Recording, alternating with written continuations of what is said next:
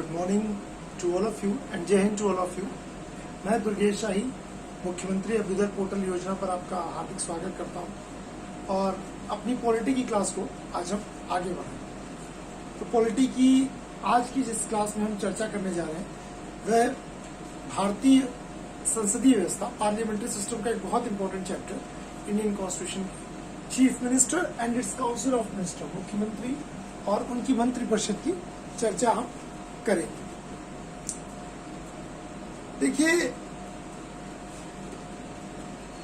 पिछले चैप्टर में मैंने राज्यपाल पर चर्चा की थी और बताया था कि राज्यपाल का क्या रोल होता है, राज्यपाल की क्या भूमिका होती है, कैसे राज्य विधानमंडल का वह अंग होता है, ठीक, कैसे वह राज्य की कार्यपालिका का प्रमुख होता है, राज्य का संवैधानिक प्रमुख होता है। तो भारत की जो संविधान द्वारा जो सरकार की एक संसदीय व्यवस्था को बनाया गया है, ठीक, जो संविधान ने एक भारत की संसदीय व्यवस्था का निर्माण किया है, उस संसदीय व्यवस्था में एक्चुअली राज्यपाल जो होता है वह राज्य के संवैधानिक प्रमुख की भूमिका निभाता है। यानी कि जो राज्यपाल होता है वो राज्य का संवैधानिक प्रमुख होता है। ठीक, मैंने आपको बताया था कि जिस प्रकार राष्ट्रपति देश का संवैधानिक प्रमुख होता है, उसी प्रकार राज्यपाल राज्य का संवैधानिक प्रमुख होता है। हमारा फेडरल स्ट्रक्चर जो हमारी संघीय व्यवस्था है वह कुछ है ही ऐसी, उसका फॉर्मेशन ही कुछ ऐसा है, ठीक, जिस प्रकार से वह गठित की गई है। क्योंकि अगर आप केंद्र सरकार देखेंगे तो केंद्र में देश का जो संवैधानिक प्रमुख है वो राष्ट्रपति है, केंद्र की जो कार्यपालिका है उनके प्रमुख राष्ट्रपति हैं, प्रधानमंत्री एवं उनकी मंत्रिपरिषद यह राष्ट्रपति को सलाह देने के लिए है, कार्यपालिका की समस्त शक्तियां उनमें निहित है। सेम मैंने ऐसे आपको राज्यपाल ने बताया था कि राज्यपाल जो होते हैं वो संघीय व्यवस्था में राज्य के संवैधानिक प्रमुख हैं। लेकिन जिस प्रकार केंद्र में संवैधानिक प्रमुख राष्ट्रपति होता है और राज्य में संवैधानिक प्रमुख राज्यपाल होता है, ठीक उसी प्रकार केंद्र में जैसे वास्तविक प्रमुख यानी वास्तविक शासक जो प्रधानमंत्री एवं उनकी मंत्रिपरिषद होती है, उसी प्रकार राज्यों में वास्तविक शासक जो होता है सरकार का वह होता है मुख्यमंत्री, जिसको आप चीफ मिनिस्टर भी बोलते हैं। ये वास्तविक शासक होता है। देखिए, इतना जो है डिफरेंस हमको क्लियर करके चलना है, ठीक, ये हमारे दिमाग में, हमारे मन मस्तिष्क में ये फिगर होना चाहिए। तो आज हम जिस खंड पे चर्चा करने वाले हैं मुख्यमंत्री और उनकी मंत्रिपरिषद, बड़ा इंपॉर्टेंट चैप्टर है। ठीक, बचपन से जब हम लोग छोटे थे तो स्कूल में एक ऐसे आता था, आप सब में भी आया होगा, हमारे में भी आया, कि when I became a prime minister, जब आप प्रधानमंत्री होंगे, यानी जब मैं प्रधानमंत्री होगा तो क्या, क्वेश्चन आता था कि जब आप प्रधानमंत्री होंगे ऐसे में तो क्या करेंगे। भारत में जो राजनीतिक परिदृश्य की जब आप बात करते हैं तो दो सबसे महत्वपूर्ण पद होते हैं। अगर कोई व्यक्ति केंद्र में होता है, ठीक, तो उसका प्रधानमंत्री बनने का सपना होता है, और यदि राज्य की बात करें तो उसका मुख्यमंत्री बनने का सपना होता है। तो आज हम अपने जो बचपन में जो हमारे एक एस्से का टॉपिक होता था कि जब आप राज्य के मुख्यमंत्री बने या जब राज्य के प्रधानमंत्री, तो एस्से के एक खंड यानी प्रधानमंत्री को तो हम देख चुके हैं। अब हम देखते हैं कि भाई राज्य में जो मुख्यमंत्री होता है वो कैसा होता है, उसके पद की क्या गरिमा होती है, कैसा उसका फॉर्मेशन होता है, कैसे उसका गठन होता है, कैसे उसको नियुक्त किया जाता है, क्या उसके कार्य होते हैं। आज अपने बचपन के उसी जो एक एस्से की पंक्तियां थी उनको आज हम विस्तारित रूप देंगे अपनी आज की इस क्लास में। तो जैसे मैंने आपको बताया कि संसदीय व्यवस्था में राज्यपाल जो होते हैं वह संवैधानिक प्रमुख होते हैं, जबकि मुख्यमंत्री जो होते हैं वो वास्तविक होते हैं। ठीक, अर्थात अगर और सरल भाषा में बोले तो राज्यपाल अगर राज्य के मुखिया होते हैं, राज्यपाल अगर राज्य के मुखिया होते हैं, तो जो मुख्यमंत्री होता है वह सरकार का राज्य के मुखिया, चूंकि कार्यपालक शक्तियां तो उन्हीं में निहित होती हैं, लेकिन जो मुख्यमंत्री होता है वह सरकार का वास्तविक शासक होता है। सरकार का जो है एक प्रकार से अगर सरल शब्दों में बोले हैं तो वह सरकार का कर्ता धर्ता होता है। ठीक, सब कुछ सरकार की जो पूरी सरकार की व्यवस्था चलती है वो उसी के अनुरूप चलती है। संविधान के अनुच्छेद 163 आर्टिकल 163 और 164 को जब आप बनाएंगे तब आप मुख्यमंत्री और उनकी मंत्रिपरिषद को समझ सकते हैं। ठीक, ध्यान रखिएगा, आर्टिकल बहुत बार क्वेश्चन पूछा जाता है, मुख्यमंत्री और उनकी मंत्रिपरिषद। तो देखिए आर्टिकल 163 में मंत्रिपरिषद का जिक्र किया गया है। ठीक, आर्टिकल 163 में बोला गया है कि राज्य अनुच्छेद 163 में राज्य मंत्रिपरिषद का उपबंध किया गया है। बोला गया है कि भाई आर्टिकल 163 के अनुसार उन बातों को छोड़कर, उन पॉइंट्स को छोड़कर जिनमें राज्यपाल अपनी विवेकी शक्तियों का प्रयोग कर सकते हैं। फिर से सुनिए, संविधान के अनुच्छेद 163 में आर्टिकल 163 में मुख्यमंत्री का उपबंध किया गया, मंत्रिपरिषद का उपबंध किया गया। ठीक, मंत्रिपरिषद राज्यपाल को विवेकीय शक्तियों को छोड़कर, यानी कि जो उसके डिस्क्रिशनरी पावर्स हैं उनके अलावा कोई भी कार्य जब राज्यपाल करेंगे तो वह मंत्रिपरिषद की सलाह से ही करेंगे।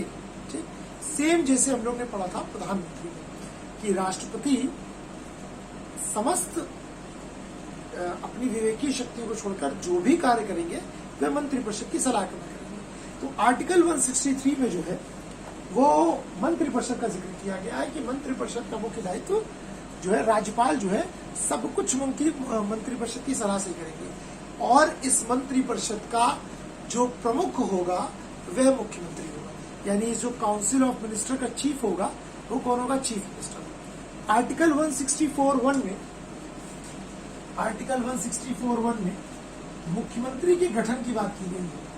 आर्टिकल 164(1) में मुख्यमंत्री के यानी कि चीफ मिनिस्टर के गठन की बात की गई है। ठीक,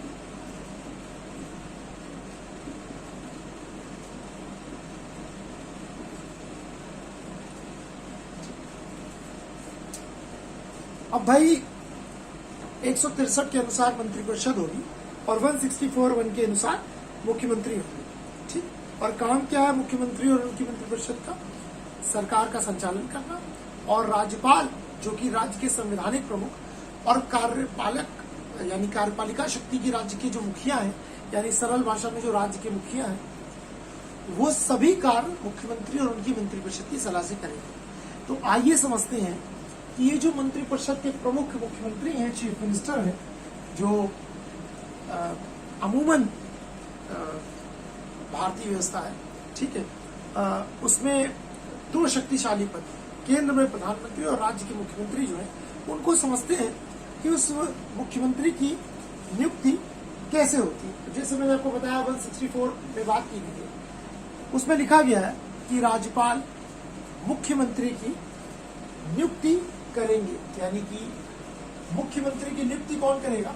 ठीक, सरल भाषा में अगर आपसे पूछा जाए तो मुख्यमंत्री की नियुक्ति राज्यपाल करेगा।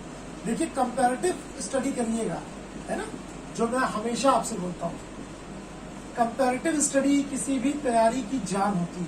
ठीक, अगर आप तुलनात्मक अध्ययन करते, कंपेयर करते हो पढ़ते, तो दो चीजें होती है। एक तो आपकी समझ बढ़ती है, एग्जाम में जब आप आते हैं तो आपको क्वेश्चंस को देखने की समझ जाती है, चीजों को बहुत आसान हो जाता है समझना। ठीक, देखिए जब हम राज्यपाल को पढ़ रहे थे तो मैंने बोला था कि प्रेसिडेंट से कंपेयर करते हुए चलिएगा।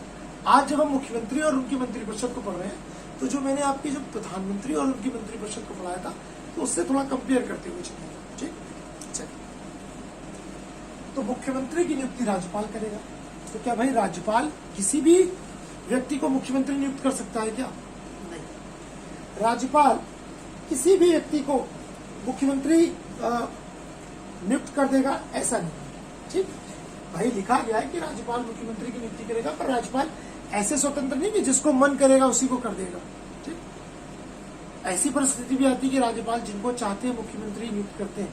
वो क्या होती है भी बताऊंगा, राज्यपाल में मैंने बताया था। सामान्य परिस्थितियों में भाई संसदीय व्यवस्था में क्या होता है, जो सामान्य परिस्थितियां होती है, हमारा जो पार्लियामेंट्री सिस्टम है उसमें राज्य विधानसभा में ठीक, जिस भी दल को बहुमत प्राप्त होगा उस बहुमत प्राप्त दल के नेता को राज्यपाल मुख्यमंत्री घोषित करेंगे, यानी कि नियुक्त करेंगे, यानी कि उनको शपथ दिलाएंगे। ठीक, फिर से सुन लीजिए, सामान्य परिस्थितियों में जो हमारी पार्लियामेंट्री सिस्टम है, राज्य विधानसभा स्टेट लेजिस्लेटिव असेंबली में जिस दल को बहुमत प्राप्त होगा और उस दल ने जिसको अपना नेता चुना होगा उस व्यक्ति को मुख्यमंत्री की शपथ राज्यपाल दिलाएंगे।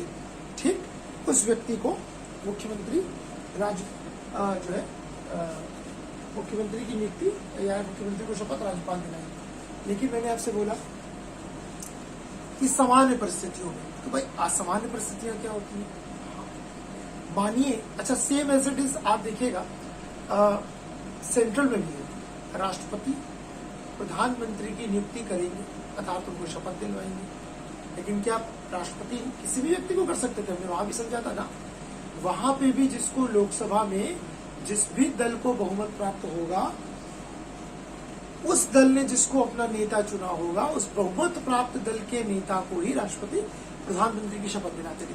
सेम एज इट इज राज्यपाल भी राज्य विधानसभा में बहुमत प्राप्त दल के नेता को मुख्यमंत्री की शपथ दिलाते हैं।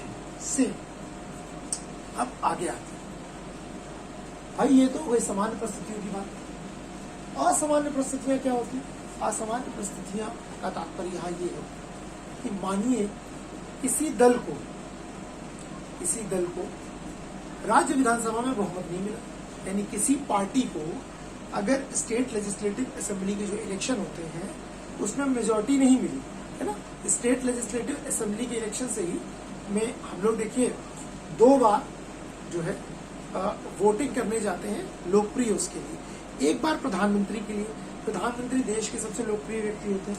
तो जो लोकसभा का चुनाव होता है, ठीक, जिसमें आप सांसद महोदयों को वोट देने जाते हैं, तो जितने सांसद महोदय जिसके पास ज्यादा होंगे वही व्यक्ति या वही दल जो है सरकार बनाने के लिए उसको बहुमत प्राप्त होता है और उसी दल का प्रधानमंत्री चुना जाता है। उसी प्रकार जब राज्य विधानसभा के चुनाव होते हैं तो हम अपने क्षेत्र के, अपनी विधानसभा क्षेत्र के विधायक को चुनने के लिए वोट देते हैं। तो जिस भी पार्टी को आप अपना विधायक चुनते हैं, ठीक, जिनकी ज्यादा विधायक होते हैं उसकी सरकार बनती है, तो उसको बहुमत प्राप्त होता है। तो उसी बहुमत प्राप्त दल के नेता को मुख्यमंत्री नियुक्त किया जाता है। ठीक, तो भाई अगर मानिए किसी सामान्य परिस्थिति में किसी दल को बहुमत नहीं मिला, ठीक, किसी भी दल को, चलिए उत्तर प्रदेश की बात करते हैं। उत्तर प्रदेश में प्रोमिनेंट जो पार्टीज है वो कौन सी है? देखिए 2 यहाँ पर प्रोमिनेंट, 3 यहाँ पर प्रोमिनेंट नेशनल पार्टियां हैं। एक आपकी भारतीय राष्ट्रीय कांग्रेस, इंडियन नेशनल कांग्रेस, एक आपकी भारतीय जनता पार्टी जो इस समय वर्तमान सरकार में है, एक आपकी बहुजन समाज पार्टी, ठीक, जो सुश्री बहन मायावती जी की पार्टी है, ठीक, जो उनकी प्रमुख है। और चौथी पार्टी जो यहाँ पर है वो नेशनल पार्टी तो नहीं है लेकिन राज्य स्तर की पार्टी और उत्तर प्रदेश की प्रमुख पार्टी है समाजवादी पार्टी। मुलायम सिंह जो है, श्री मुलायम सिंह यादव जी ने जो भूतपूर्व मुख्यमंत्री और भारत के भूतपूर्व रक्षा मंत्री रहे, उन्होंने इस पार्टी की नींव रखी थी। वर्तमान में जो भूतपूर्व मुख्यमंत्री उत्तर प्रदेश के श्री अखिलेश यादव जी, वो इस पार्टी के राष्ट्रीय अध्यक्ष हैं, ठीक, और उत्तर प्रदेश के पूर्व मुख्यमंत्री भी। तो ये 4 पार्टी हैं। मानिए राज्य विधानसभा के चुनाव हुए और किसी भी पार्टी को इन चारों में बहुमत प्राप्त नहीं हुआ, ठीक, तो अब ऐसी परिस्थिति में किसको मुख्यमंत्री नियुक्त किया जाए? तो यहां पर राज्यपाल की डिस्क्रिशनरी पावर्स बढ़ जाती है। तो ऐसी परिस्थिति में राज्यपाल उस दल को जो है मुख्यमंत्री बनाने के लिए बनाएगा भाई जिसके पास सबसे ज्यादा सीट्स हो, ठीक, जैसे समझते हैं उत्तर प्रदेश में। देखिए उत्तर प्रदेश में कुल जो सीटें हैं विधानसभा की वो है 403, ठीक, तो 403 सीटों के लिए तकरीबन आप ये मान के चलिए 202 के आसपास जो है जिस दल को बहुमत प्राप्त होगा, 202 सीट्स, जिसको आप सरल भाषा में सीट बोलते हैं, यानी जिसके पास, और सरल भाषा में आपको बताओ सीट का मतलब जिस पार्टी के पास 202 जो है विधायक होंगे, जिस पार्टी के 202 विधायक जीत के आए होंगे, सरकार उसी की बनेगी।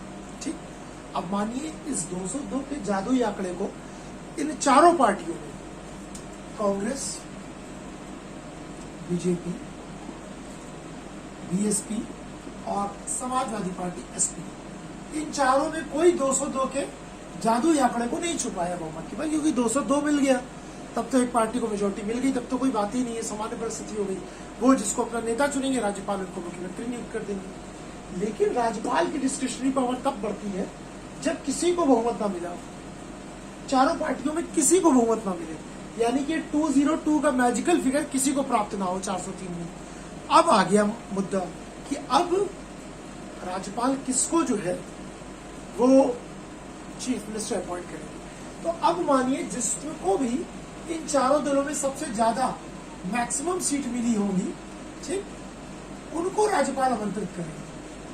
ठीक, उनको राज्यपाल आमंत्रित करेंगे, अमूमन साधारण यही होता है। ठीक, जिनको भी ज्यादा, मानिए कि किसी को ऐसा समझ लीजिए कि मानिए इलेक्शन हुए, भारतीय जनता पार्टी को सीटें मिल गई 190 के आसपास, समाजवादी पार्टी को मिल गई 150 के आसपास, ऐसे ही बसपा की, ऐसे ही कांग्रेस की अपसेट करती है।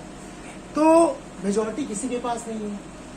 लेकिन जो राज्यपाल है, चूंकि भारतीय जनता पार्टी के पास सर्वाधिक सीटें है ना, जितनी सीटें मिली, तो वो भारतीय जनता पार्टी को बोलेंगे कि भाई आप सरकार बना लीजिए, आप आइए सरकार बनाने के लिए आमंत्रित करते हैं, आपने जिसको अपना नेता चुना बता दीजिए, उनको मुख्यमंत्री नियुक्त कर दिया जाता है, शपथ दिला दी जाती है, और फिर राज्यपाल उनको समय दे देते हैं कि भाई इतने दिन के भीतर आप अपना बहुमत सिद्ध कर दें।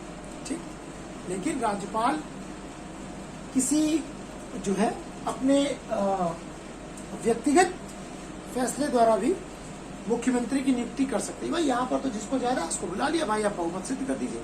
अगर ये बहुमत नहीं सिद्ध कर पाए तो राज्यपाल दूसरी, जिसको समाजवादी पार्टी है सेकंड नंबर पे, उनको बोलेंगे कि आप सरकार बना लीजिए, आपको आमंत्रित कर रहे हैं। ठीक, तो अगर ये लोग बना के ले गए तो फिर इनकी सरकार बन जाएगी। ठीक, तो उसी प्रकार से करते हैं। लेकिन एक परिस्थिति ऐसी भी आती है जब राज्यपाल किसी व्यक्ति को अपने व्यक्तिगत फैसले के द्वारा भी मुख्यमंत्री नियुक्त कर सकते हैं। समझिएगा बड़े ध्यान से, मुख्यमंत्री की नियुक्ति कैसे कैसे किन किन परिस्थिति में। सामान्य परिस्थिति तो मैंने आपको बता दी।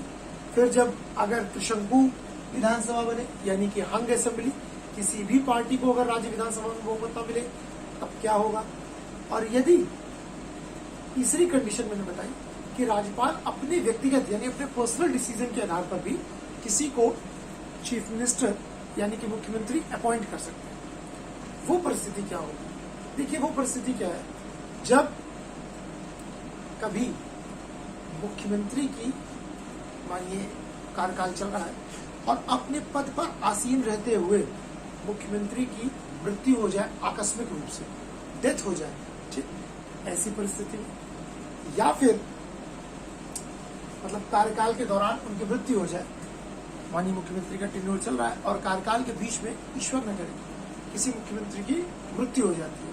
अब ऐसी परिस्थिति में अगर उसका उत्तराधिकारी निश्चित नहीं है कि कौन बनेगा, तो राज्यपाल अपने व्यक्तिगत फैसले के आधार पर किसी को भी मुख्यमंत्री नियुक्त कर सकते हैं। ठीक, लेकिन बाद में तत्पश्चात जिस दल की सरकार चल रही है वो अगर अपने दल का नेता किसी और को चुन लेता है जिनको राज्यपाल ने मुख्यमंत्री नियुक्त किया उसके इतर, तो फिर राज्यपाल को मजबूरी है कि फिर उसी को शपथ दिलानी पड़ेगी। लेकिन अगर मुख्यमंत्री की मृत्यु हो जाती है तो राज्यपाल यहाँ पर अपने व्यक्तिगत फैसले के आधार पर किसी को भी जो है मुख्यमंत्री नियुक्त कर सकते हैं। लेकिन फिर जैसे ही उस दल ने अपना नेता चुन लिया फिर राज्यपाल को उनको शपथ दिलानी पड़ जाती है, फिर राज्यपाल के पास कोई ऐसा विकल्प होता नहीं। ठीक, ये तो हो गई 3 कंडीशन मुख्यमंत्री को नियुक्त करने की, ठीक, जो मैंने आपको समझाई, सामान्य परिस्थिति वाली, त्रिशंकु लोकसभा वाली, या अगर मुख्यमंत्री के कार्यकाल के बीच में मृत्यु हो जाए उसके प्रति।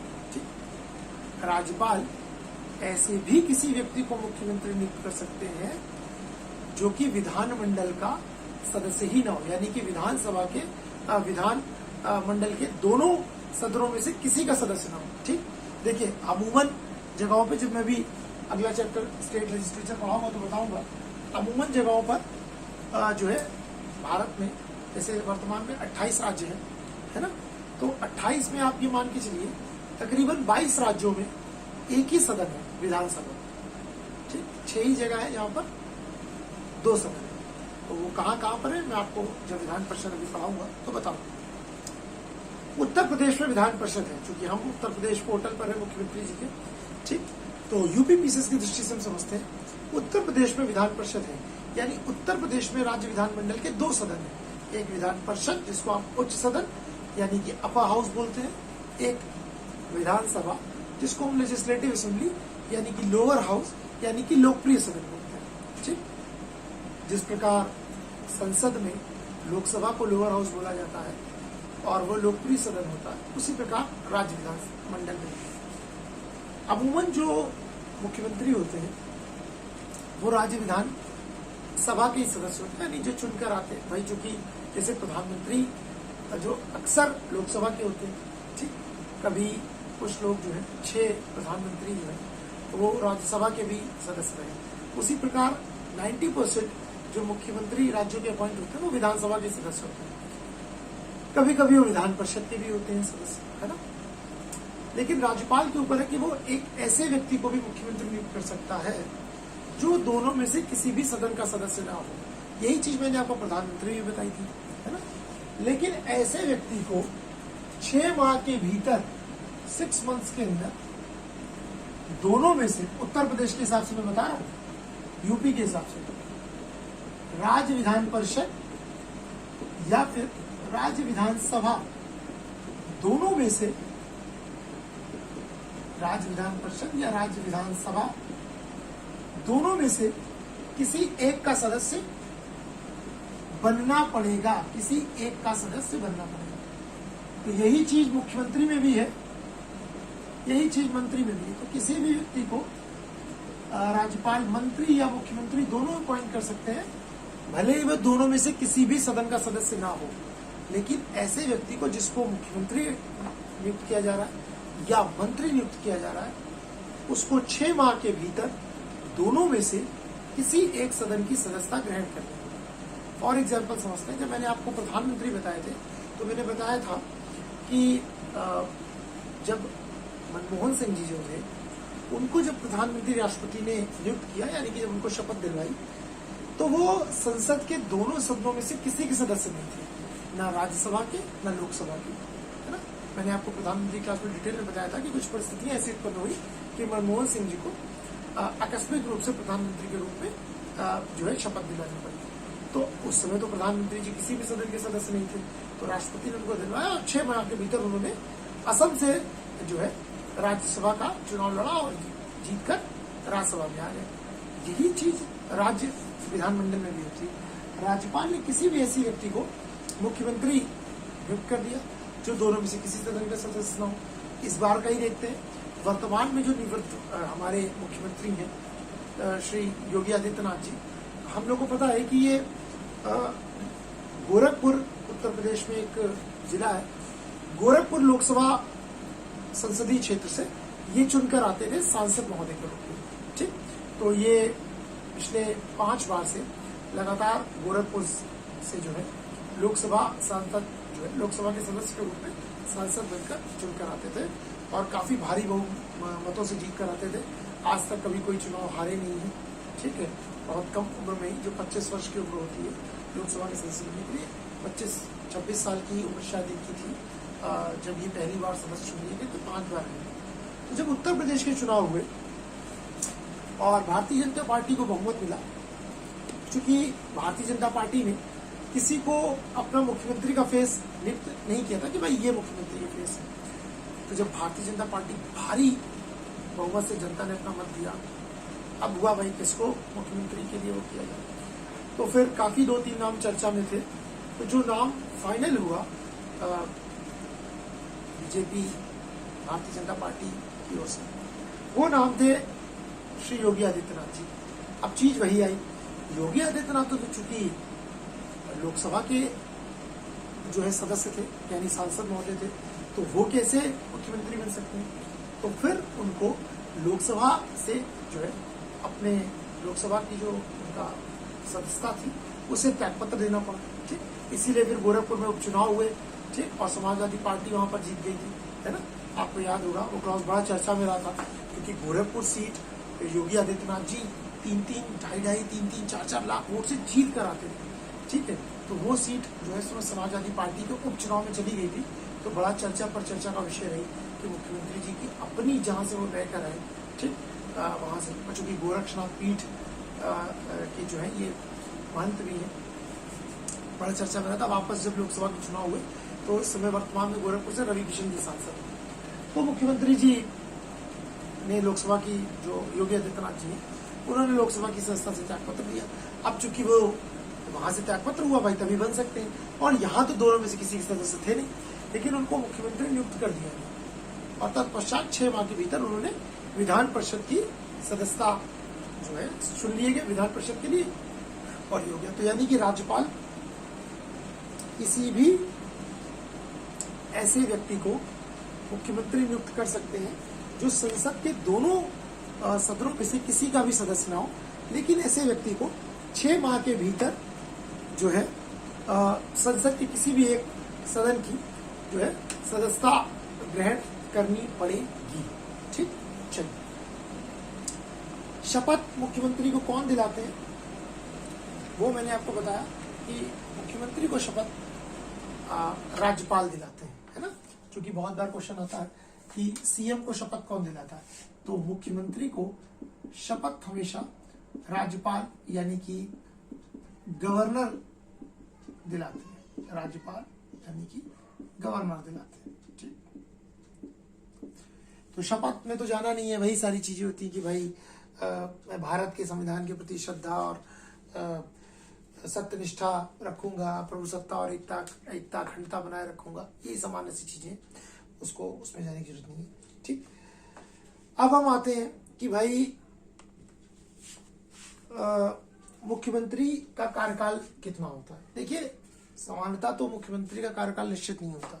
ठीक, अमूमन सरकार का कार्यकाल 5 वर्ष होता है, लेकिन मुख्यमंत्री का कोई फिक्स टेन्योर नहीं है ना, क्योंकि संविधान में एक शब्द लिखा गया है कि मुख्यमंत्री राज्यपाल के प्रसाद पर्यंत अपने पद पर रहता है। प्रसाद पर्यंत मतलब जब तक राज्यपाल की इच्छा होती है, ये लिखा गया है, बट प्रैक्टिकली ऐसा नहीं होता कि राज्यपाल की इच्छा पे। एक्चुअली ये बहुमत पर डिपेंड करता है। जब तक राज्य विधानसभा में उस दल को, जिसके मुख्यमंत्री जिससे है, उस दल को अगर बहुमत प्राप्त है तब तक वे रहेंगे, है ना। सरकार का कार्यकाल 5 वर्ष होता है। अगर 5 साल तक बहुमत बना रहा तो मुख्यमंत्री 5 साल तक बहुमत रहेंगे, मुख्यमंत्री रहेंगे। अगर बीच में कभी उस दल का बहुमत राज्य विधानसभा में नहीं रहा तो फिर उनको मुख्यमंत्री को त्यागपत्र देना पड़ेगा, राज्यपाल फिर उनको हटा सकते हैं, है ना। यानी कि अगर किसी समय राज्यपाल को ये लगा कि मुख्यमंत्री यानी कि इस दल के पास जो सरकार चला रही है बहुमत नहीं है, तो फिर वो ऐसी परिस्थिति में राज्यपाल जो है मुख्यमंत्री को बर्खास्त कर सकते हैं। ठीक, तो ऐसी परिस्थिति में राज्यपाल मुख्यमंत्री को बर्खास्त कर सकते हैं, लेकिन जब तक मुख्यमंत्री को बहुमत प्राप्त है ऐसी परिस्थिति में राज्यपाल मुख्यमंत्री को बर्खास्त नहीं कर सकते। कब? अगर अनुच्छेद 356 ना लगा हो। अगर आर्टिकल 356 लगा तो बहुमत प्राप्त मुख्यमंत्री से भी सारी शक्तियां उनसे छीन ली जाती हैं और सारी शक्तियां राज्यपाल में आ जाती है। मैंने आपको लास्ट क्लास में जब राज्यपाल की शक्तियां बता रहा था तो मैंने बताया था। परंतु सामान्य परिस्थितियों में अगर सदन में मुख्यमंत्री को बहुमत प्राप्त है तो फिर उसको बर्खास्त नहीं किया जा सकता। लेकिन अगर दल में बहुमत नहीं है, सदन में बहुमत नहीं है, तो फिर ऐसे व्यक्ति को मुख्यमंत्री जो है वह बर्खास्त कर सकते हैं। ठीक, अब हम देखते हैं कि भाई मुख्यमंत्री के कार्य और शक्तियां क्या क्या हैं। ठीक, आई होप अभी तक आपको जितना मैंने मुख्यमंत्री की भूमिका को बताया है, समझाया है, वो क्लियर हो गया होगा। ठीक, तो अब देखते हैं कि भाई मुख्यमंत्री के शक्तियां क्या क्या है और मुख्यमंत्री के कार्य क्या क्या है ना। मुख्यमंत्री की शक्तियां एवं मुख्यमंत्री के कार्य। ठीक,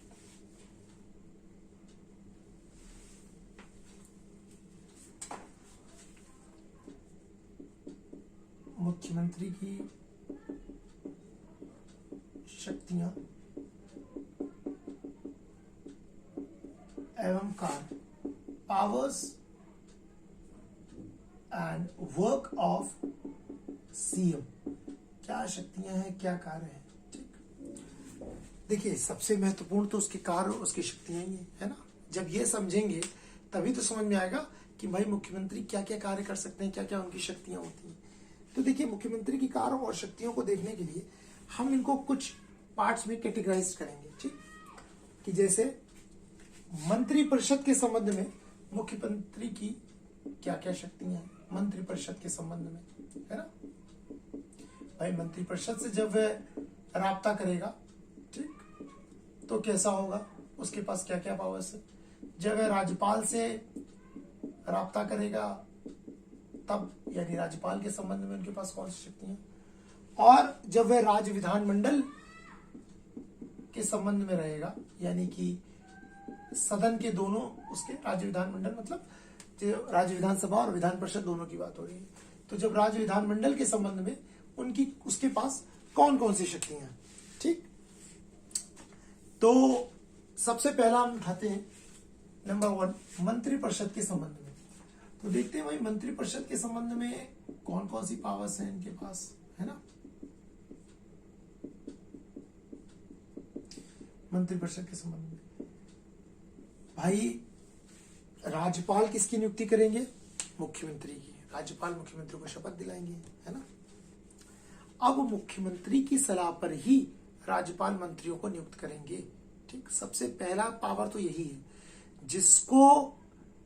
मुख्यमंत्री की सलाह पर ही राज्यपाल मंत्रियों को नियुक्त करेंगे। मुख्यमंत्री जिसको बोलेंगे कि मेरी मंत्रिपरिषद में ये व्यक्ति मेरा मंत्री होगा, राज्यपाल उसी व्यक्ति को मंत्रिपरिषद में, यानी कि मंत्री की शपथ दिलाएंगे। तो सबसे पहला पावर तो यही हो गया कि भाई मुख्यमंत्री जिसका भी नाम जो है राज्यपाल के पास संदर्भित करेगा कि फला व्यक्ति को मंत्री की शपथ दिलाई जाए, राज्यपाल उसी व्यक्ति को मुख्यमंत्री जो है मंत्री की शपथ दिलाएंगे। अच्छा, उसी की इच्छा पर निर्भर करता है कि किस मंत्री को कौन सा डिपार्टमेंट अलॉट होगा, कौन सा मंत्रालय अलॉट किया जाएगा। सेम प्राइम मिनिस्टर से कंपेयर करिएगा, प्राइम मिनिस्टर उसमें भी यही था सेंट्रल में कि प्रधानमंत्री की को शपथ कौन दिलाते हैं, राष्ट्रपति। मंत्रियों को भी शपथ राष्ट्रपति दिलाते हैं, लेकिन मंत्रियों को शपथ प्रधानमंत्री की इच्छा पे दिलाई जाती है। प्रधानमंत्री बताते हैं कि भाई ये फला फला व्यक्ति मंत्री बनेंगे मेरे इसमें, इनको शपथ दिलाइए। राष्ट्रपति या अगर राज्य की बात करें तो राज्यपाल पे नहीं कि राज्यपाल कह रहे हैं हमको वो बहुत अच्छे लग रहे हैं, चलिए उनको मंत्रिपरिषद की शपथ दिला दे, मंत्री बना दे, है ना। अरे ये व्यक्ति बहुत अच्छा, नाम बड़ा अच्छा लग रहा है, क्या नाम है आपका, हमारा नाम है धनंजय। अरे आपका क्या सव्यसाची, अरे वाह मुझको भी अर्जुन बड़ा पसंद है, अर्जुन के दोनों नाम है ये, तो इनको दिला देते ना। जो मुख्यमंत्री जिनके नाम रिकमेंड करेंगे उन्हीं को शपथ दिलाई जाएगी। ठीक, वो मंत्री ही डिसाइड करते हैं किसको कौन सा मंत्रालय दिया जाएगा।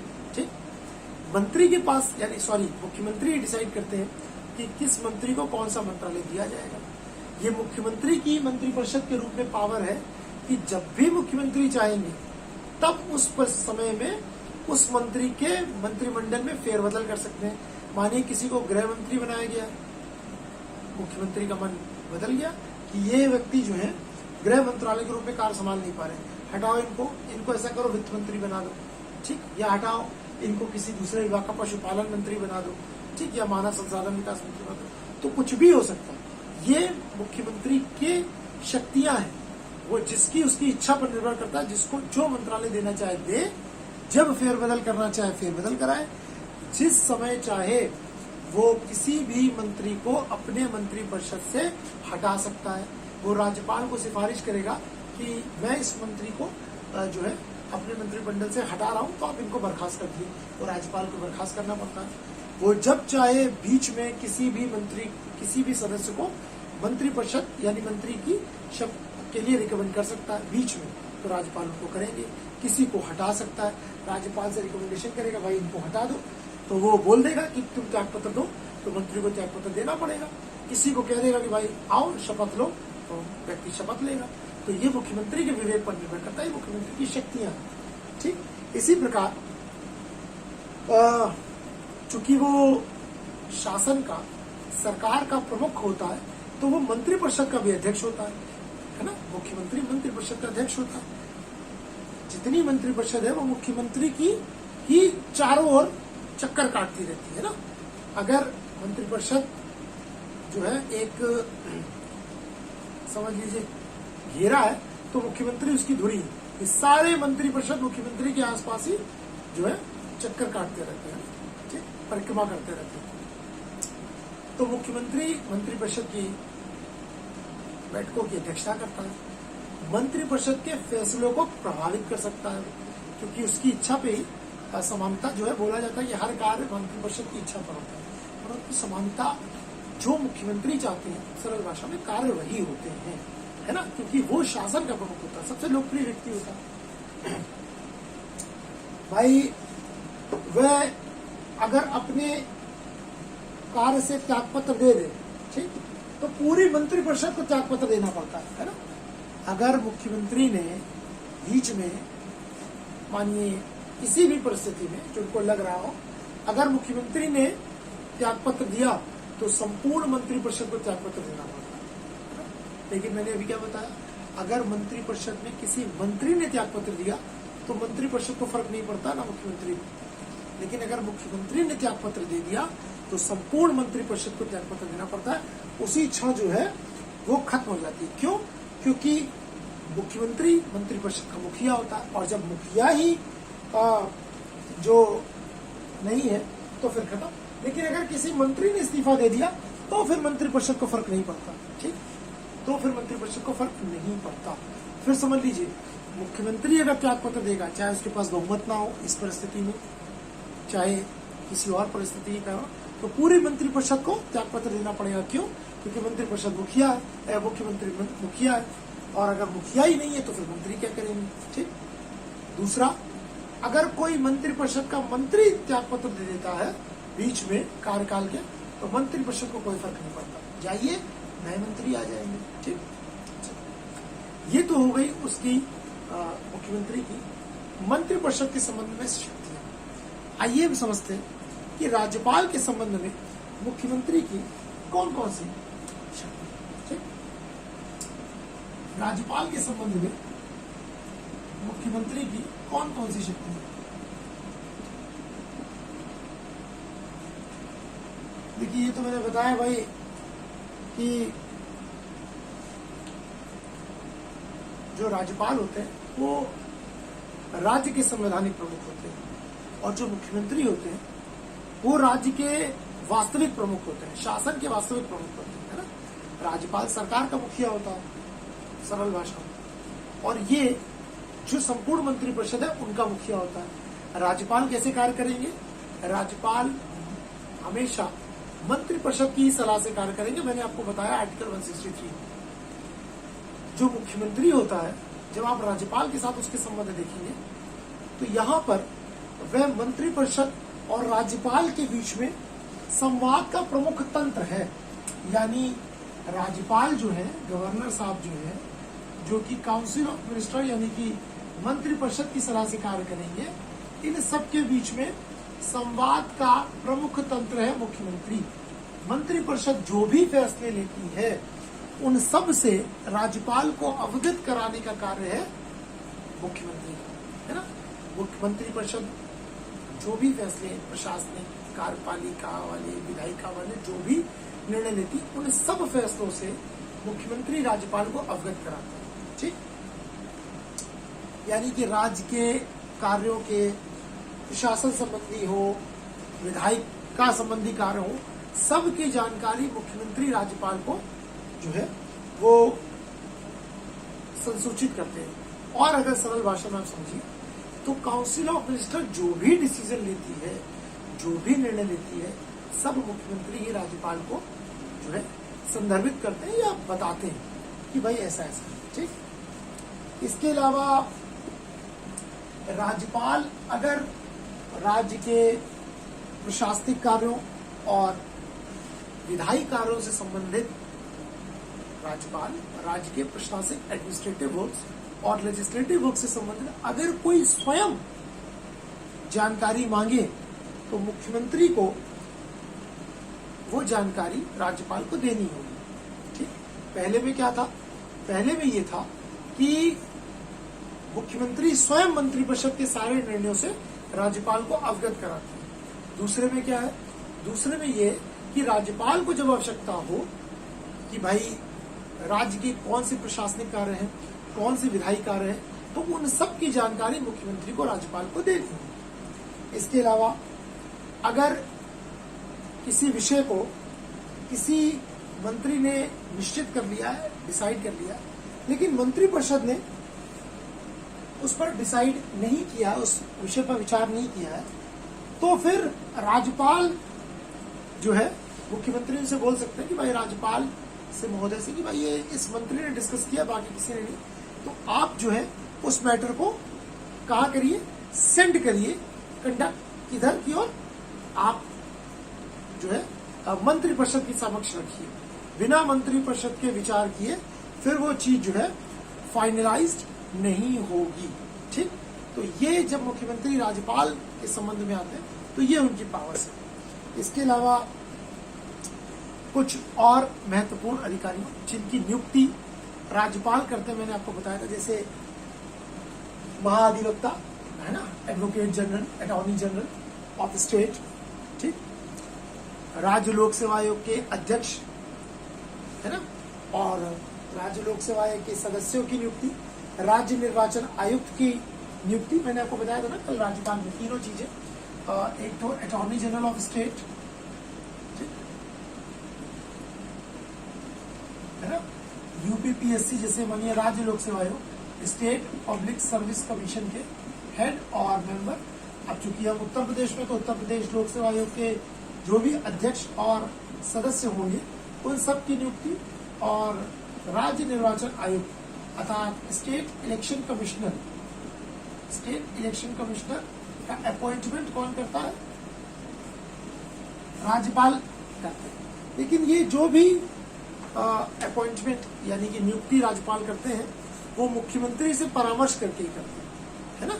इसके लिए वे मुख्यमंत्री जो है राज्यपाल को परामर्श देता है कि भाई देखिए आप इस व्यक्ति को जो है आप ये नियुक्त करें, है ना। तो राज्यपाल भले ही इन ऑफिसर्स को नियुक्त करते हैं, परंतु वह राज्यपाल इसमें मुख्यमंत्री की जो है परामर्श करते हैं, मुख्यमंत्री उनसे सलाह करते हैं और उन्हीं लोगों को इसमें अपॉइंट किया जाता है। ठीक, अब आते हैं तीसरे कि भाई राज्य विधानमंडल, स्टेट लेजिस्लेचर के संदर्भ में मुख्यमंत्री की क्या क्या शक्तियां हैं।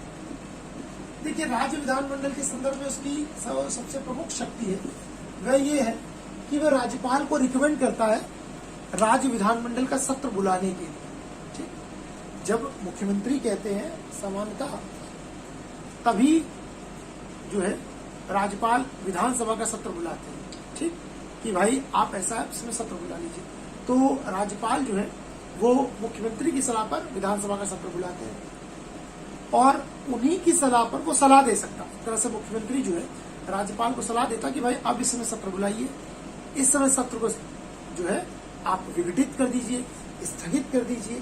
ठीक, यानी कि सत्र को बुलाने के संबंध में और सत्र को स्थगित करने के संबंध में, दोनों संबंध में मुख्यमंत्री जो है वो राज्यपाल को सलाह देते हैं। इसी के साथ साथ वह राज्यपाल को किसी भी समय विधानसभा का जो है विधानसभा को विघटित यानी कि डिसॉल्व करने की एडवाइस दे सकता है कि भाई इस समय आप जो विधानसभा है, लेजिस्लेटिव असेंबली है, इसको डिसॉल्व कर दीजिए। तो ये कुछ मुख्यमंत्री की पावर्स है, शक्तियां हैं मंत्रिपरिषद के संबंध में। मैंने आपको चर्चा की राज्यपाल के संबंध में और राज्य विधानमंडल के संबंध में। इसके इतर भी मुख्यमंत्री की कुछ और शक्तियां, जैसे मुख्यमंत्री सदैव राज्य योजना बोर्ड का अध्यक्ष होता है, राज्य योजना बोर्ड का अध्यक्ष होता है सदैव, यानी स्टेट प्लानिंग जो बोर्ड है हमेशा उसका अध्यक्ष कौन होता है? मुख्यमंत्री होता है। बहुत बार एग्जाम्स में ये क्वेश्चन आ जाते हैं तो याद रखिए। जैसे मैंने आपको ये बताया, इस पर तो आप कभी देखिएगा बैक पेपर से बहुत बार क्वेश्चन आया कि राज्य निर्वाचन आयोग की नियुक्ति कौन करता है, तो राज्य निर्वाचन आयोग की नियुक्ति हमेशा राज्यपाल करता है। लेकिन अगर क्वेश्चन टफ हो जाए कि किसकी सलाह से करता है, तो हमेशा मुख्यमंत्री की सलाह उसमें आवश्यक होती है। इसी प्रकार राज्य लोकसभा के अध्यक्ष और सदस्यों की अटॉर्नी जनरल की सबकी राज्य योजना बोर्ड का अध्यक्ष कौन होगा, तो हमेशा मुख्यमंत्री होंगे। जैसे पहले केंद्र में एक आयोग था योजना आयोग, अब चूंकि वो नहीं है, तो योजना आयोग के अध्यक्ष हमेशा प्रधानमंत्री होते थे। अब चूंकि योजना आयोग की जगह नीति आयोग आ गया, तो नीति आयोग के अध्यक्ष हमेशा जो है वह प्रधानमंत्री होते हैं। इसी प्रकार राज्य योजना बोर्ड के यानी कि स्टेट प्लानिंग बोर्ड के हेड जो है ऑलवेज सीएम होते हैं। कभी भी जो भी व्यक्ति मुख्यमंत्री होगा, आप सरल भाषा में समझ लीजिए, वही राज्य योजना बोर्ड का जो है अध्यक्ष होगा। इसके अलावा एक अंतर्राज्यीय परिषद का गठन होता है, ठीक, अंतर्राज्यीय परिषद का गठन होता है, ठीक, इसको आप इंटर स्टेट काउंसिल बोलते हैं, ठीक। अंतर्राज्यीय परिषद और एनडीसी जो होती है राष्ट्रीय विकास परिषद, नेशनल डेवलपमेंट काउंसिल, दोनों का मुख्यमंत्री जो है सदस्य होता है। किसका, अंतर्राज्यीय परिषद, ठीक, अंतर्राज्यीय परिषद, जिसको आप इंटर स्टेट काउंसिल बोलते हैं, इंटर स्टेट काउंसिल, अंतर्राज्यीय परिषद एवं राष्ट्रीय विकास परिषद, नेशनल डेवलपमेंट काउंसिल, ठीक, राष्ट्रीय विकास परिषद, नेशनल डेवलपमेंट काउंसिल का क्या होता है, एनडीसी का सदस्य होता है। एक्चुअली उसमें है क्या, एनडीसी सब आपको मैं अलग से जब लेक्चर लूंगा तो बताऊंगा, का सदस्य होता है। हमेशा इंटर स्टेट काउंसिल, ये समझ लीजिएगा, यही सबसे क्वेश्चन बनते हैं और कहीं से नहीं। मैं बता रहा हूँ, जितना लेक्चर में बता रहा हूँ, अगर आप उतनी चीजों को बड़े ध्यान से नोट करके रिवाइज करके कंटेस्ट कर लेंगे, इससे बाहर कुछ नहीं जाएगा। मैं आपको बता रहा हूँ, यही सबसे क्वेश्चन बनते हैं। इंटर स्टेट काउंसिल और एनडीसी के अध्यक्ष हमेशा प्रधानमंत्री होते हैं, पीएम हमेशा हेड होते हैं, और जो उसके मेंबर्स होते हैं वो हमेशा सीएम ऑफ स्टेट्स होते हैं, है ना। जितने भी राज्यों के मुख्यमंत्री हैं वो सब इनके सदस्य होते हैं। तो पहली चीज मैंने आपको बताई, राज्य योजना बोर्ड का अध्यक्ष होता है, अंतर्राज्यीय परिषद, इंटर स्टेट काउंसिल और एनडीसी का सदस्य होता है। इसी प्रकार एक क्षेत्रीय परिषदें होती है, रीजनल काउंसिल, ये सारी चीजें ध्यान से नोट करिएगा आप लोग, ठीक। क्षेत्रीय परिषदें, जिसको आप रीजनल काउंसिल बोलते हैं, ठीक। टोटल 5 क्षेत्रीय परिषदें हैं, north, south, east, west and central, ठीक। नॉर्थ, साउथ, ईस्ट, वेस्ट और सेंट्रल, ठीक। मुख्यमंत्री इसके सदस्य होते हैं, ठीक। क्षेत्रीय परिषदों के यानी कि रीजनल काउंसिल्स के, क्षेत्रीय परिषद रीजनल काउंसिल्स के सदस्य हमेशा राज्यों के मुख्यमंत्री होते हैं। तो हेड कौन होता है इसका, ये याद रखिएगा, इसके हेड हमेशा अध्यक्ष भारत के गृह मंत्री होते हैं, होम मिनिस्टर ऑफ इंडिया। यानी इस समय अगर मैं आपसे पूछूं कि रीजनल काउंसिल के हेड कौन है, तो श्री अमित शाह जी, और जितने भी राज्यों के मुख्यमंत्री हैं ऑटोमेटिक इस क्षेत्रीय परिषद के सदस्य हो जाते हैं। ये चीज ध्यान रखिएगा। इसी के साथ साथ वह राज्य सरकार का मुख्य प्रवक्ता तो होता ही है, क्योंकि सरकार का मुखिया वही है, तो सरकार का मुख्य प्रवक्ता भी वही होगा, ठीक। इसके साथ साथ वह राज्य का नेता होने के साथ साथ जनता से उसका एक आत्मीयता का संबंध जो होता है, और उन सभी की समस्याओं के लिए पूरी मंत्रिपरिषद जिम्मेदार होती है, लेकिन मुख्यमंत्री से ज्यादा आशाएं होती हैं क्योंकि वो सबसे लोकप्रिय व्यक्ति होता है, ठीक। तो ये कुछ मुख्यमंत्री के विषय में जो है मैंने आपको जो सामान्य जानकारियां वह बताई कि क्या क्या उसकी शक्तियां हैं, क्या क्या मुख्यमंत्री के कार्य हैं, है ना। इसके अलावा मुख्यमंत्री की जो और चर्चा होती है, कल मैंने आपसे चर्चा भी की थी, फिर बताता हूँ। एक होती है राज्यपाल के साथ संबंध में।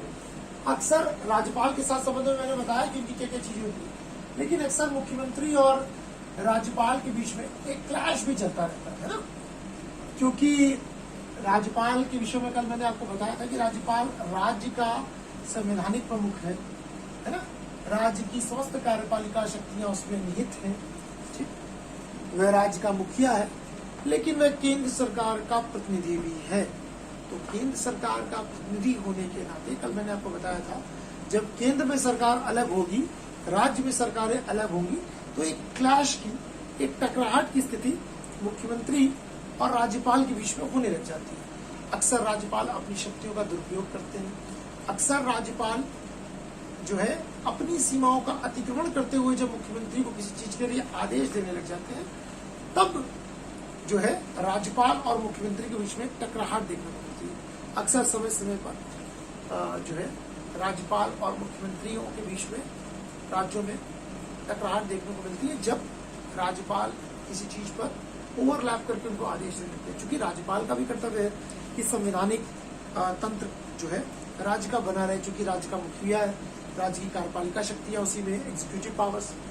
लेकिन कभी कभी चूंकि जो उसकी दूसरी भूमिका है राज्यपाल की, जो केंद्र सरकार के प्रतिनिधि की, जब राज्यपाल के ऊपर राज्यपाल के संवैधानिक प्रमुख के इतर वो जब केंद्र सरकार के प्रतिनिधि की भूमिका हावी होने लग जाती है, तब अक्सर मुख्यमंत्री एवं उनकी मंत्रिपरिषद में और राज्यपाल में टकराहट देखने को मिलती है। इसको संसदीय व्यवस्था में बहुत अच्छा नहीं माना जाता है ना, क्योंकि भाई अगर राज्य के मुखिया और सरकार के वास्तविक शासक के बीच में टकराहट होगी तो राज्य कैसे सुगमता के साथ विकास कर सकते हैं, इसको अच्छा नहीं माना जाता है ना। समय समय पर एक क्लैश चलता है, इसके लिए मैंने विशेष आपको बताया कि कई बार 1969, 70, 77 में केंद्र सरकारों के इशारों पर राज्यपाल ने अपने पद का दुरुपयोग करते हुए 8 बहुमत प्राप्त मुख्यमंत्रियों को बर्खास्त किया है ना। 8 बहुमत प्राप्त मुख्यमंत्रियों को एक साथ बर्खास्त किया गया। इन परिस्थितियों में कुछ एक टकराहट की स्थिति उत्पन्न होती है, ठीक। तो यहाँ पर जो है थोड़ा सा जो है एक क्लैश देखने को मिलता है। बाकी मैंने आपको राज्यपाल के संदर्भ में डिटेल में बताया कि भाई दोनों के बीच में क्या क्या चीजें होती है ना। तो अब कुछ एक सामान्य सी कुछ चीजें और हैं, उनको समझ लेते हैं, जो फैक्चुअल चीजें कि भाई भारत में सर्वाधिक, अब देखिए ये तो मैंने आपको कंसेप्चुअल के साथ साथ जो चीजें एग्जाम में आती है बताई है। अब कुछ फैक्चुअल क्वेश्चंस भी आते हैं, ध्यान तो उन पर भी देना बड़ा आवश्यक है। जैसे भारत में सर्वाधिक समय तक मुख्यमंत्री रहने का रिकॉर्ड किस व्यक्ति के नाम, यानी किस सीएम के नाम है। वर्तमान में जो सबसे ज्यादा समय तक मुख्यमंत्री रहे, ये चीजें नोट कर लीजिएगा, बहुत क्वेश्चन आते हैं, मैं फिर बता रहा हूँ आपको।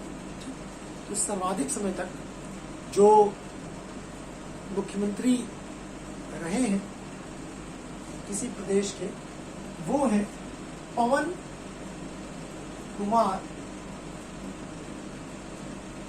चामलिंग जी। ये बहुत ध्यान से आप चीजें नोट कर लीजिएगा, बहुत ये पक्का जो है निश्चित है, इससे क्वेश्चन ऐसे आते हैं। पवन कुमार चामलिंग सिक्किम के मुख्यमंत्री थे, लगातार 25 वर्ष तक जो है इसी राज्य के मुख्यमंत्री रहे। तो अगर कभी प्रश्न आए कि सर्वाधिक समय तक कौन व्यक्ति मुख्यमंत्री के पद पर रहे हैं, तो उनका नाम है पवन कुमार चामलिंग। ये सिक्किम के मुख्यमंत्री रहे हैं 25 साल तक। तो याद रखिएगा कहाँ के थे, सिक्किम के थे, और लगातार 25 साल तक रहे। इससे पहले ये रिकॉर्ड जो है ज्योति बसु जी के नाम था, ठीक। Jyoti Basu communist party of India से जुड़े हुए वेस्ट बंगाल के मुख्यमंत्री थे। तकरीबन 20 साल तक जो है ये ज्योति बसु मुख्यमंत्री रहे। तो उसके बाद आपके बुद्धदेव भट्टाचार्य, ये वेस्ट बंगाल के हैं, ये भी बहुत समय तक मुख्यमंत्री रहे हैं, ठीक है। तो जो दो सबसे बड़े नाम है, सबसे पहला नाम है पवन कुमार चामलिंग। अगर आ जाए सर्वाधिक समय तक कौन किसी प्रदेश का मुख्यमंत्री रहे, तो पवन कुमार चामलिंग जो कि सिक्किम के हैं, वो सर्वाधिक समय तक जो है मुख्यमंत्री रहे हैं, ठीक। और सेकंड नंबर पे ज्योति बसु है। एक समय तक ज्योति बसु नंबर 1 पे थे 20 साल तक, ठीक। उनके बाद बुद्धदेव भट्टाचार्य वहां पर आए, वो भी काफी समय तक रहे, लेकिन वर्तमान में सर्वाधिक समय तक पवन कुमार चामलिंग रहे, ठीक। अब तक कुल 3 लोग निर्दलीय मुख्यमंत्री भी बन चुके हैं, ठीक। अब तक कुल 3 लोग निर्दलीय मुख्यमंत्री बन चुके हैं। तो ये भी बहुत क्वेश्चन बनता है ना, भाई ऐसे ही मुख्यमंत्री बनना कोई आसान तो है, लेकिन अब तक कुल 3 लोग निर्दलीय मुख्यमंत्री भी बन चुके हैं। ठीक, तो बड़ा इंपॉर्टेंट है भाई, कौन ऐसे सौभाग्यशाली लोग हैं भाई जो निर्दलीय होकर मुख्यमंत्री बन जाए। मैंने आपको बताया ना कि कौन मुख्यमंत्री बनता है साधारण परिस्थितियों में, जिस दल को विधानसभा में बहुमत मिले वही व्यक्ति तो मुख्यमंत्री बनेगा। तो एक निर्दलीय व्यक्ति जो किसी पार्टी के टिकट पे चुनाव नहीं लड़ा, वो कैसे मुख्यमंत्री बन सकता भाई? उसके पास थोड़ी ना 202 विधायक है ना। उत्तर प्रदेश में अगर किसी को बनना हो तो कैसे बन जाएगा कोई भाई? वही व्यक्ति बनेगा ना जिसके लिए 202 लोग समर्थन करें। तो परिस्थितियां कुछ ऐसी बनती हैं, है ना। इन्हीं परिस्थितियों में लगता है कि भाई भाग्य कोई चीज होती है ना। अब मानिए त्रिशंकु लोकसभा की स्थिति बन गई, किसी पार्टी को बहुमत ही नहीं है। ठीक है, नेक टू नेक की राज्य विधानसभा में फाइट हुई। कब निर्दलीय मुख्यमंत्री से बन जाते हैं? नेक टू नेक की फाइट है, एकदम टकराहट की। मानिए जैसे उत्तर प्रदेश का संदर्भ लीजिए, 202 पे जिसके पास होगा उसकी सरकार बन जाएगी, और 190-92 के आसपास मानिए भारतीय जनता पार्टी के पास सीटें हैं, और 186-87 मान लीजिए समाजवादी पार्टी के पास है। इन दोनों पार्टियों में बहुत अच्छी फाइट हुई विधानसभा चुनाव में। अब भारतीय जनता पार्टी को चाहिए 192 सीटें जैसे मानिए उनके पास है, और 190 सीटें समाजवादी पार्टी के पास है। तो 12 विधायकों का और समर्थन चाहिए भारतीय जनता पार्टी की सरकार बनाने के लिए, और तकरीबन जो है आप ये समझ लीजिए कि 14 सीटों का आसपास। अगर 10 उनको पड़ी, बीजेपी को 192 में, और 188 से 190 में समझिए 12 इनको पड़ी, 10 उनको 12 इनको, तो नेक टू नेक फाइट चल रही है। मैं समझाने के लिए बता रहा हूँ आपको। ठीक है, अब क्या होगा, कैसे? अब ये लोग कोशिश करते हैं कि भाई जो छोटे छोटे जो निर्दलीय हैं वो सब संगठित होकर हम लोग को समर्थन दे दे तो सरकार बन जाएगी।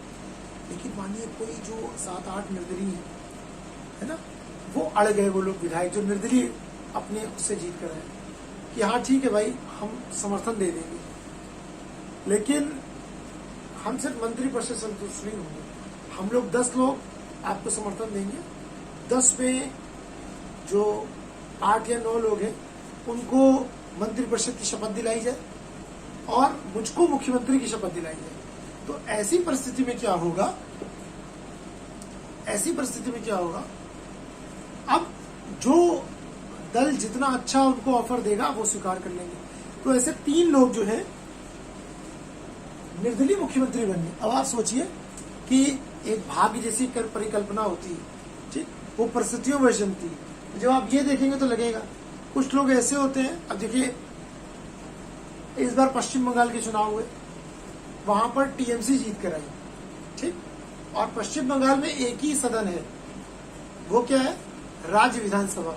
और मजे की बात देखिए, तृणमूल कांग्रेस जीत गई चुनाव, लेकिन ममता बनर्जी अपनी सीट हार गई नंदीग्राम से। समझ रहे हैं आप भाई? चूंकि सबसे लोकप्रिय व्यक्ति कौन थी, मुख्यमंत्री ममता बनर्जी। ममता बनर्जी की पार्टी चुनाव जीत गई, उनके चेहरे पर विधायक जीत के आ गए काफी मात्रा में, लेकिन मुख्यमंत्री खुद अपनी सीट हार गई नंदीग्राम से। लेकिन मैंने अभी आपको बताया कि कोई भी ऐसे व्यक्ति को मुख्यमंत्री की शपथ दिलाई जा सकती है, प्रधानमंत्री की भी, जो दोनों में से किसी सदन का सदस्य ना हो, यानी दोनों में से किसी हाउस का मेंबर ना हो, तो भी उसको शपथ दिलाई जा सकती है। तो मुख्यमंत्री की शपथ दिला दी गई। अब वो 6 महीने के भीतर किसी की सीट खाली करा के विधानसभा में आ जाएंगे, ठीक। और यहाँ पर 3 निर्दलीय लोग बन गए। तो कौन है ये सौभाग्यशाली लोग, थोड़ा सा देखते हैं। इसमें पहले ऐसे व्यक्ति थे, उनका नाम था विश्वनाथ दास जी। क्या नाम था उनका? विश्वनाथ दास। विश्वनाथ दास 1970 में उड़ीसा के मुख्यमंत्री बन गए, ठीक। विश्वनाथ दास जो है वो उड़ीसा के निर्दलीय मुख्यमंत्री बने थे, ठीक। दूसरा नाम जो है वो है डीडी लेपांग जी का। दूसरा नाम किसका? डीडी लेपांग। ये भी भाई साहब निर्दलीय मुख्यमंत्री बन गए। कहाँ के? मेघालय के, ठीक। मेघालय के 1988 में ये बन गए मेघालय के निर्दलीय मुख्यमंत्री, ठीक। तीसरे व्यक्ति जो है इनका नाम है मधु कोड़ा। ये भाई साहब 2006 के आसपास झारखंड में निर्दलीय मुख्यमंत्री बने। तो कभी क्वेश्चन आ जाए कि कौन ऐसे 3 लोग हैं जो निर्दलीय मुख्यमंत्री के रूप में, मतलब किसी पार्टी के नहीं थे और मुख्यमंत्री बने, तो 3 लोग। पहले थे विश्वनाथ दास, फिर डीडी रपाम मेघालय, और फिर मधु कोड़ा झारखंड। सर्वाधिक समय तक रहने वाले मुख्यमंत्री, उनका नाम है पवन कुमार चामलिंग, ठीक, जो कि सिक्किम के रहे हैं। 25 साल तक लगातार पवन कुमार चामलिंग जो है सिक्किम के मुख्यमंत्री रहे और देश में सर्वाधिक समय तक रहने वाले हैं। अब आता है कि आज तक वर्तमान में भारत में कितनी महिला मुख्यमंत्री आज तक हुई हैं। ये सब क्वेश्चन बहुत आते हैं। भारत में आज तक कितने राज्यों में महिला मुख्यमंत्री हुई है, ठीक, वुमेन चीफ मिनिस्टर कितने राज्यों में हुई है, तो ये भी क्वेश्चन बड़ा इंपॉर्टेंट है, ठीक। महिला मुख्यमंत्री तो अब तक कुल 13 महिलाएं ऐसी हैं, 30, जो मुख्यमंत्री बन चुकी हैं। कितनी महिलाएं? कुल 13 महिलाएं जो है मुख्यमंत्री रह चुकी हैं। कौन कौन, फटाफट उनको देखते हैं। सबसे पहला नाम है राजेंद्र कौर भटकल। राजेंद्र कौर भटकल, ये पंजाब की रही है। कहाँ की सीएम रही है राजेंद्र कौर भटकल जी? पंजाब की। श्रीमती राजेंद्र कौर भटकल पंजाब। वसुंधरा राजे जी राजस्थान। वसुंधरा राजे।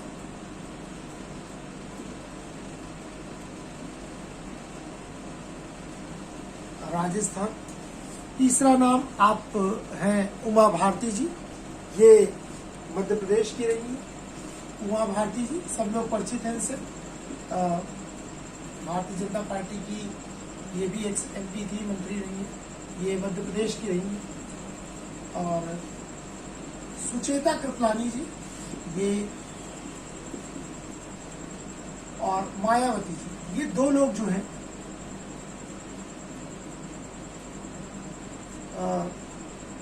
उत्तर प्रदेश के मुख्यमंत्री, ठीक। तो 13 राज्य ऐसे रहे हैं, 13 स्टेट्स जहां पर महिला मुख्यमंत्री अपॉइंट हुई। 13 स्टेट्स, ठीक। 13 राज्य ऐसे रहे जहां पर महिला मुख्यमंत्री अपॉइंट हुई हैं, ठीक। तो सुचेता कृपलानी ना सिर्फ उत्तर प्रदेश की मुख्यमंत्री रही हैं, वो बल्कि भारत की भी पहली महिला मुख्यमंत्री थी। अच्छा, इस संदर्भ में एक चीज ध्यान रखिएगा, मैंने आपको गवर्नर में भी लिखाया था। उत्तर प्रदेश को सौभाग्य है कि उत्तर प्रदेश के पास देश की पहली महिला राज्यपाल सरोजिनी नायडू भी रही और देश की पहली महिला मुख्यमंत्री सुचेता कृपलानी भी रही, ठीक। तो सुचेता कृपलानी और मायावती दोनों उत्तर प्रदेश के हैं। इसके अलावा राबड़ी देवी जी बिहार। श्रीमती राबड़ी देवी बिहार में, ठीक। और सईदा अनवर तैमूर असम। सईदा अनवर तैमूर, ये कहाँ रही है? सईदा अनवर तैमूर, ये असम में रही। इसके अलावा उड़ीसा में नंदिनी शतपथी।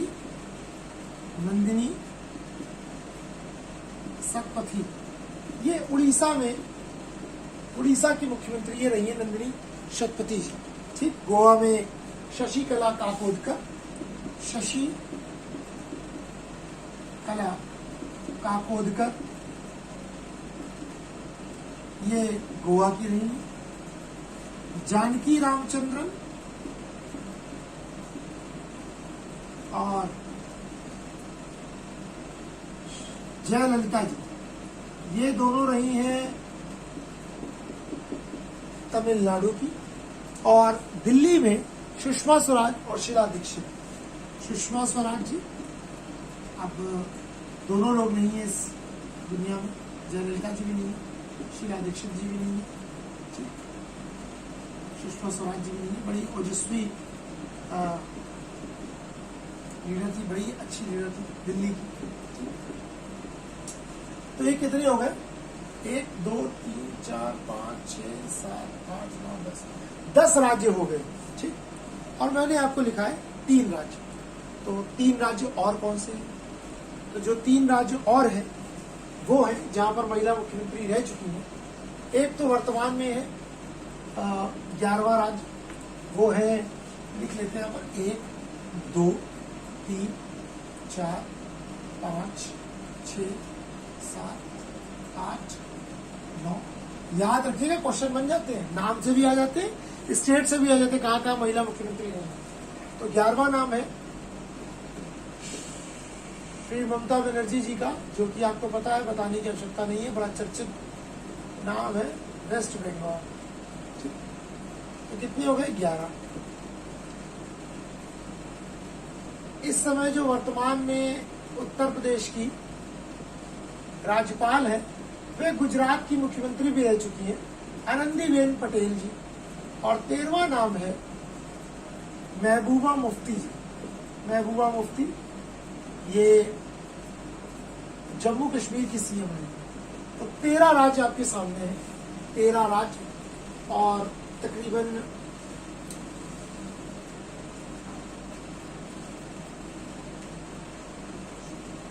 और 16 महिलाएं।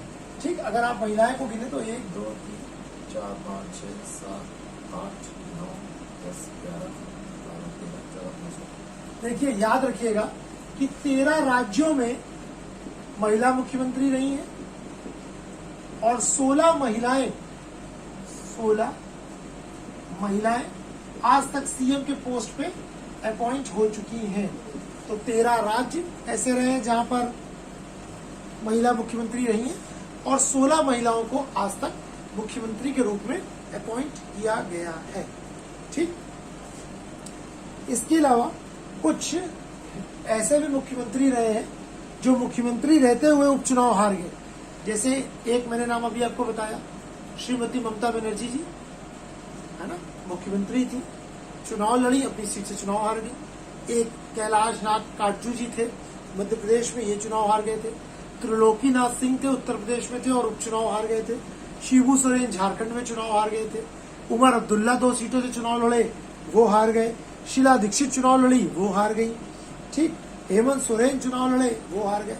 तो ऐसे बहुत लोग हैं जो मुख्यमंत्री रहते हुए भी चुनाव हार गए। ठीक, तो ये तो हुए मुख्यमंत्री और उनकी मंत्रिपरिषद की हमने विस्तार रूप से चर्चा की कि कैसे मुख्यमंत्री और उनकी मंत्रिपरिषद को अनुच्छेद 163 और 64 को जवाब मिला के पढ़ते हैं, समझ में आता है।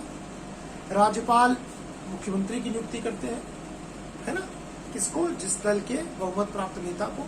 और मुख्यमंत्री की सलाह पर ही राज्यपाल जो है मंत्रियों को शपथ दिलाते हैं, नियुक्त करते हैं। ठीक, मंत्रिपरिषद की सलाह पर ही राज्यपाल सारे कार्य करते हैं।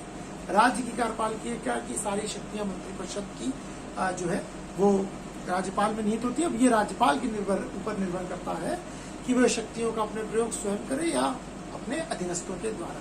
तो वह मंत्रिपरिषद के द्वारा अपनी शक्तियों का प्रयोग करते हैं। मंत्रिपरिषद की सलाह पर वे सारे कार्य करते हैं। मुख्यमंत्री उस मंत्रिपरिषद की धुरी होता है। मुख्यमंत्री के राज्यपाल के साथ संबंध क्या है, मंत्रिमंडल के साथ क्या है, विधानमंडल के साथ क्या है, मंत्रिपरिषद के साथ क्या है, कौन कौन क्या है, हमने मुख्यमंत्री और उनकी मंत्रिपरिषद को विस्तार रूप में देखा। कल यानी कि हम अपनी नेक्स्ट क्लास में चर्चा करेंगे राज्य विधानमंडल यानी कि स्टेट लेजिस्लेचर पर, कि राज्य विधानमंडल क्या होता है, कितने सदन हैं, कितने अंग हैं, कौन कौन होते हैं, विधान परिषद क्या होती है, विधानसभा क्या होती है, कैसे दोनों का गठन होता है। बाकी सारी चीजों को हम अपनी नेक्स्ट क्लास में देखेंगे। आज की क्लास में मैं आशा करता हूं कि मुख्यमंत्री और उनकी मंत्रिपरिषद को आप आसानी से जो है समझ सके। ठीक, तो आज की क्लास के लिए thank you very much and Jai Hind to everyone. ठीक।